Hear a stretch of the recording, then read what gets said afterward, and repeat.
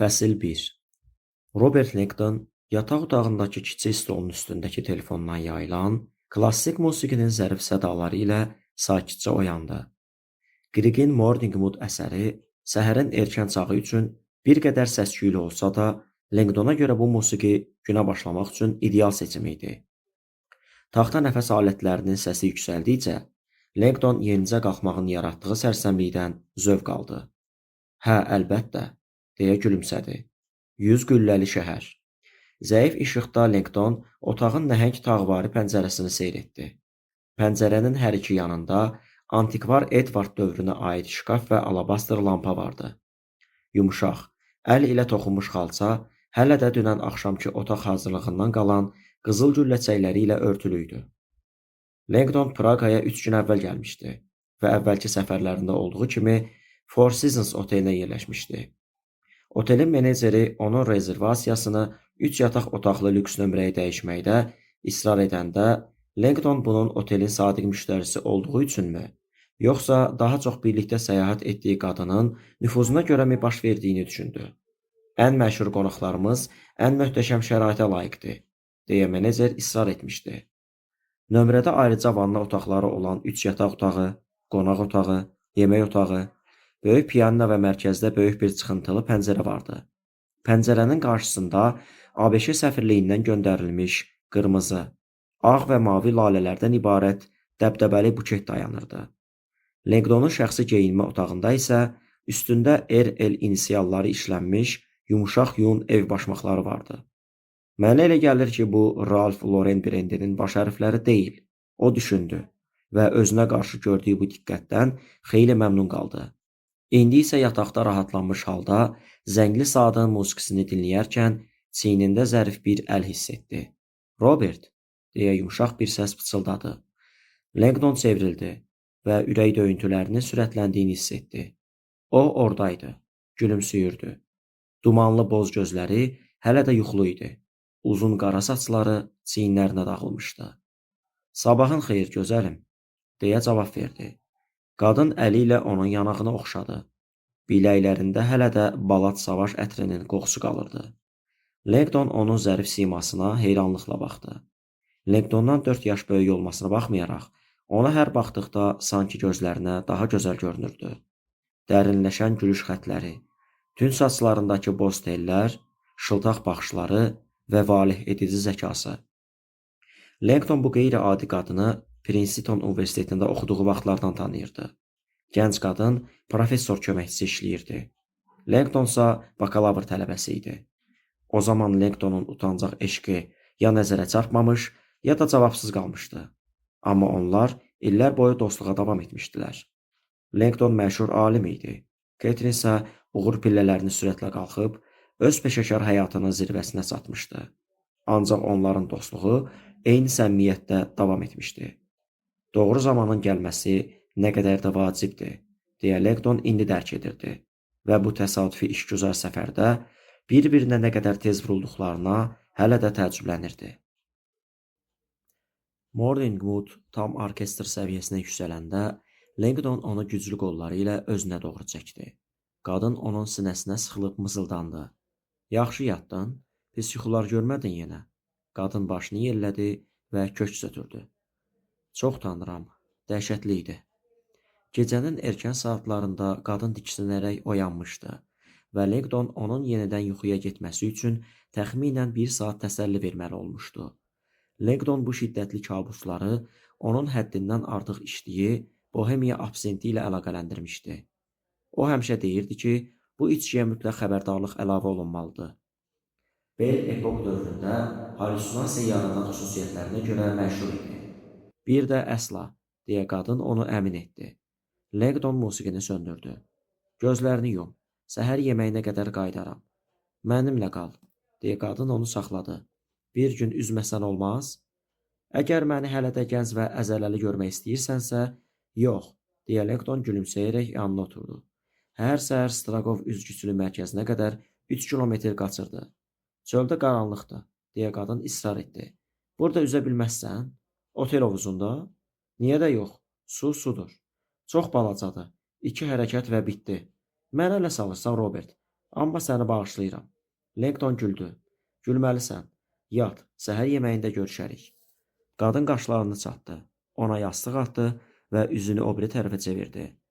Langdon Harvarda məxsus idman geyimini geyinib qapıya tərəf yönəldi. Aşağı enmək üçün otağın dar liftindən yox, pilləkənlərdən istifadə etdi. Aşağıda otelin barokko üslublu balkonunu əsas foyeyə bağlayan zərif dəhlizlə addımladı. Yol boyu Praqada həftə ərzində baş tutacaq tədbirlərin afişalarına rast gəldi. Konsertlər, turlar və mühazirələr. Ortadakı afişa isə onun diqqətini xüsusilə çəkdi və üzünə təbəssüm qondurdu. Karl Universiteti mühazirə seriyası. Praqa qonaq edir. Beynəlxalq səviyyədə tanınmış naitist alim doktor Ketrin Salomon. Sabah xeyir gözəlim, deyə Langdon yuxarıda öpdüyü qadının şəklinə baxaraq düşündü. Ketrinin dünən axşamki mühazirəsinə o qədər böyük maraq vardı ki, zalda boş yer qalmamış, insanlar ayaq üstə dinləməyə məcbur qalmışdılar. Ketrinin Praqa qəsrində yerləşən əfsanəvi Vladislav zalında çıxış etdiyini nəzərə alsaq, bu heç də kiçik uğur deyildi. Nəhəng, tağlı zalda intibah dövrü cəngavərləri at üstündə turnirlər keçirərdi. Mühazirə seriyası Avropanın ən nüfuzlu tədbirlərindən biri sayılırdı və həmişə dünyanın hər yerindən tanınmış natiqləri və həvəsli dinləyiciləri cəlb edirdi. Dünən də istisna deyildi. Ketrin təqdim ediləndə zal alqış səsləri ilə doldu. Təşəkkür edirəm hər kəsə. Ketrin səhnəyə arxayınlıqla çıxaraq dedi. O, ağ kaşemir sviter və əyninə mükəmməl oturan xüsusi dizaynlı şalvar geyinmişdi. Bu axşama demək olar ki, hər gün mənə verilən bir sualla başlamaq istəyirəm. Gülümsədi və mikrofonu dayaqdan çıxartdı. Naitika nədir? Zal gülüşə qərq oldu. Sadə dillə desək, Ketrin davam etdi. Naitika insan şüurunun öyrənilməsidir. Bir çoxlarının düşündüyünün əksinə olaraq, şüurun tədqiqi yeni bir elm sahəsi deyil. Əslində, yer üzündəki ən qədim elmdir. Tarixin başlanğıcından bəri biz insan zehninin əbədi sirlərinə, şuurun və ruhun mahiyyətinə cavab axtarmışıq və əsrlər boyu bu sualları əsasən din prizmasından araşdırmışıq. Ketrin səhnədən düşərək ön sıralara doğru addımladı. Din demişkən, xanımlar və cənablar, bu axşam auditoriyada dünya miqyasında tanınmış dini simvolika mütəxəssisi Professor Robert Langdonu da görməmək mümkün deyil. Zalda pıçıltılar yüksəldi. Bu nə oyundu belə, deyə Langdon düşündü. Professor, deyə Ketrin ona yaxınlaşıb gülümsədi. Biliklərinizdən faydalana bilərikmi? Ayağa qalxmağa etiraz etməzsiniz? Langdon nəzakətlə ayağa qalxdı və sakitcə, bunun əvəzini ödəyəcəksən deyib gülümsədi. Maraqlıdır, professor, deyə Ketrin soruşdu. Yer üzündə ən çox rast gəlinən dini simvol hansıdır? Cavab sadə idi. Ya Ketrin Langdonun bu mövzuda yazdığı məqaləni oxumuşdu və cavabı bilirdi, ya da birazdan ciddi şəkildə məyus olacaqdı. Langdon mikrofonu götürüb, qədim zəncirlərdən asılmış, çilçıraqların zəif işığında görünən maraqlı gözlərə tərəf çevrildi. Axşamınız xeyir, dedi. Dərin bariton səsi zalı doldurdu. Doktor Solomona heç bir xəbərdarlıq etmədən məni bu vəziyyətə saldığı üçün təşəkkür edirəm. Zalda alqış səsləri yüksəldi. Yaxşı, onda belə, dedi Langdon. Dünyanın ən geniş yayılmış dini simvolu hansıdır? Kimsə təxmin edə bilərmi? Onlarla əl qalxdı. Əla, dedi Langdon. Bəs kimin xasdan savayı fərqli bir cavabı var? Bütün əllər dərhal endi. Langdon güldü. Doğrudur, xaç son dərəcə geniş yayılıb. Amma o yalnız xristianlığa məxsus bir simvoldur. Əslində isə tarix boyu hər bir dini simvolizmlə rast gəlinən universal bir işarə var. Zalda çaşqınlıq hökm sürməyə davam edirdi.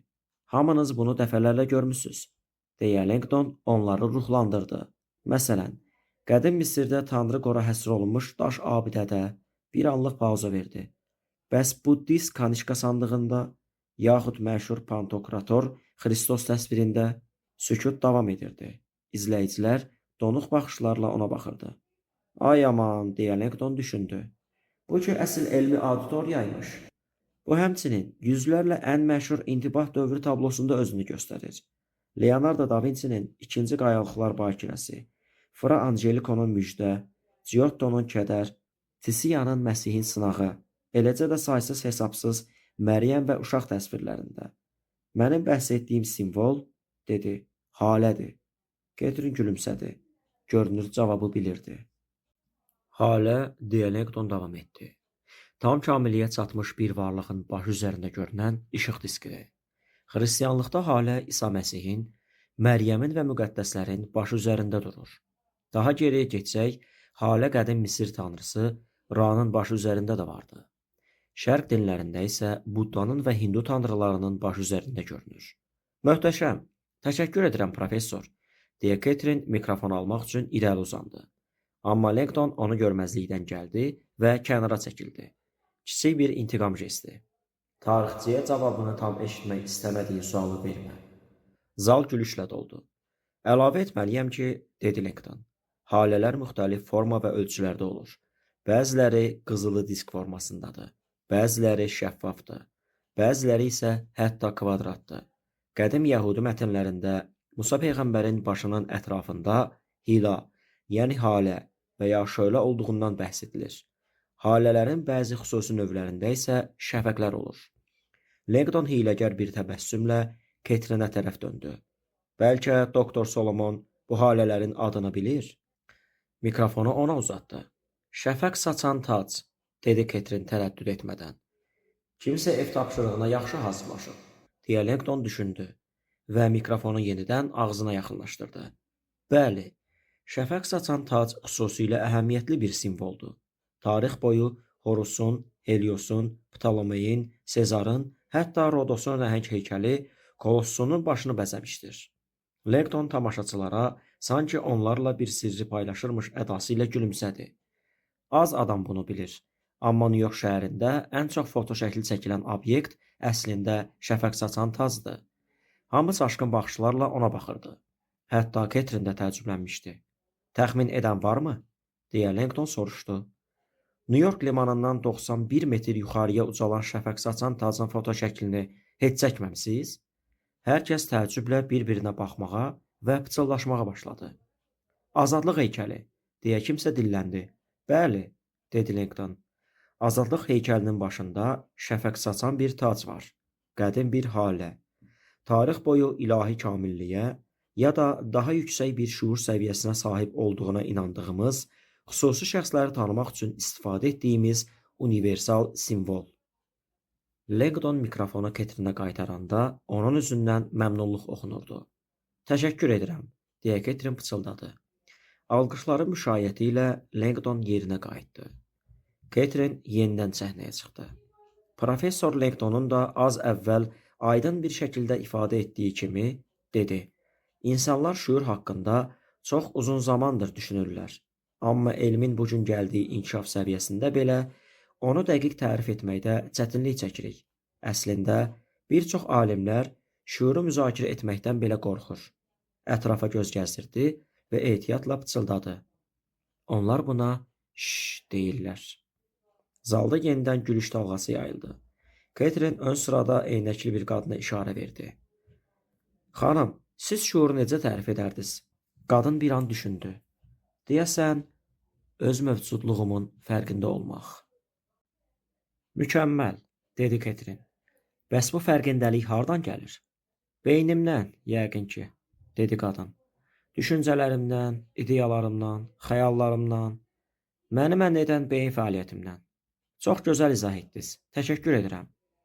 Ketrin baxışlarını yenidən auditoriyaya yönəltdi. Elə isə gəlin əvvəlcə əsas məsələlərdə ortaq razılığa gələk. Olar? Şuuru beynimiz yaradır. Başımızın içindəki 1 kiloqram 360 qramlıq 86 milyard neyronlu yığcam bir sistemlə, deməli şuur başımızın içində yerləşir. Zalda başlar tərpəndi. Əla, dedi Ketrin. Hamımız insan şuurunun hazırda qəbul edilən modelinə razılaşdıq. Bir anlıq dayandı və ağır-ağır köks ötürdü. Problem ondadır ki, qəbul edilmiş bu model tamamilə yanlışdır. Şuurumuzu beynimiz yaratmır. Əslində şuurunuz heç başınızın içində də yerləşmir. Zalı sükut bürüdü. Ön sıradakı eynəkli qadın dilləndi. Amma əgər şuurum başımın içində deyilsə, onda hardadır? Bunu soruşduğunuza çox sevindim, deyə Ketrin gülümsədi. Rahat oturun, dostlar. Bu axşam bizi uzun və maraqlı bir mühazirə gözləyir. Əsl Rokulduz, deyə Langdon otelin foyesinə doğru gedərkən düşündü. Ketrinin ayaqüstə alqışlarla müşayiət olunan çıxışının əks sədaları qulaqlarından hələ də çəkilməmişdi. Təqdimat möhtəşəm bir intellektual hücum idi. Auditoriyanı sarsıtmış və daha çoxunu istəməyə məcbur etmişdi. Onun hazırki işi barədə soruşanda, Ketrin bildirdi ki, şuur anlayışının mövcud paradigmasını yenidən formalaşdırmağa kömək edəcəyini inandığı bir kitabı yeni tamamlayıb. Langdon nəşriyyatla müqavilə bağlamaqda ona kömək etmişdi. Amma hələ əlyazmanı oxumamışdı. Ketrin kitab barədə ona çox az məlumat vermişdi. Ancaq bu belə onu heyran qoymağa kifayət etmişdi. Langdon əmin idi ki, kitabda olduqca sarsıdıcı və inqilabi kəşflər var. Bu Ketrin Solomondur. Mütləq təəccübləndirməlidir. Otel foyesinə yaxınlaşarkən Langdon qəfil xatırladı.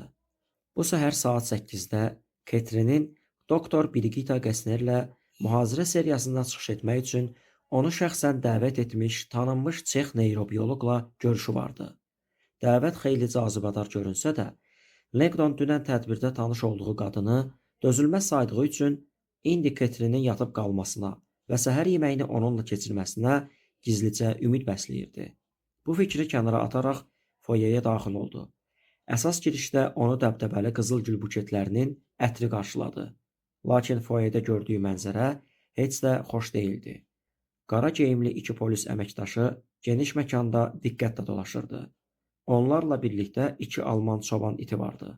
Hər ikisinə polis yazılmış güllə keçirməz jilet geyindirmişdilər və itlər nəyisə axtarırmış kimi hər yeri iyləyirdi. Bu heç də yaxşı əlamətə oxşamırdı. Langdon ön masaya tərəf getdi. Bir problem yoxdur ki, deyə soruşdu. Ay aman, əlbəttə yox, cənab Langdon. Səlqəli geyimdəki menecer Langdonu qarşılamaq üçün tələsik irəli çıxarkən az qala baş əyəcəkdi. Hər şey qaydasındadır, professor. Dünən gecə xırda bir məsələ vardı, amma artıq həll olunub, deyə o, başını etinasızca yellədərək əlavə etdi. Sadəcə ehtiyat tədbirləri görürdük. Bildiyiniz kimi Four Seasons otelində təhlükəsizlik ən əsas prioritetdir. Langdon polis əməkdaşlarına baxıb düşündü. Xırda məsələ? Bu adamlar heç də xırda görünmürdülər. Üzgüçülük klubuna gedirsiniz, cənab? Menecer soruşdu. Sizin üçün maşın çağıraq? Yox, sağ olun. Langdon çıxış qapısına yönələrək cavab verdi. Qaça-qaça gedəcəyəm. Təmiz hava qəbul etməyi sevirəm. Qar yağır axı. New Englanddə doğulub böyümüş Langdon havada asta-asta səpələnən qar dənəciklərinə baxdı və menecerə gülümsədi. Bir saata qayıtmasam, o itlərdən birini göndərin. Gəlib məni qazıb çıxarsın.